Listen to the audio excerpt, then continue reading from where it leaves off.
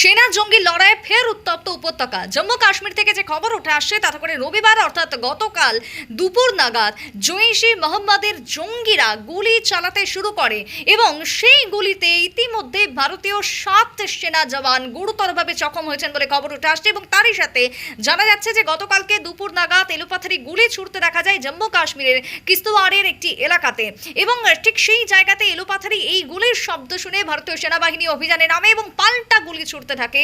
সেই সমস্ত সেনা জওয়ানরা জঙ্গিদের লক্ষ্য করে বা উদ্দেশ্য রেখে, কিন্তু এখনো পর্যন্ত কোনো জঙ্গিকে ধরা সম্ভব হয়নি।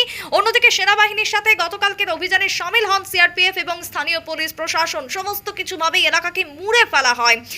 বিভিন্ন জায়গাতে মেশিন দিয়ে ড্রোনের মাধ্যমে জঙ্গিদের খোঁজে বের করার চেষ্টা চলছে, কিন্তু এখনো পর্যন্ত অধরা। স্নিফার ডগ রয়েছে। চলতি বছরে এখনো পর্যন্ত তিনবার জম্মু কাশ্মীর উত্তপ্ত হলো, গুলির লড়াই, চাঞ্চল্য।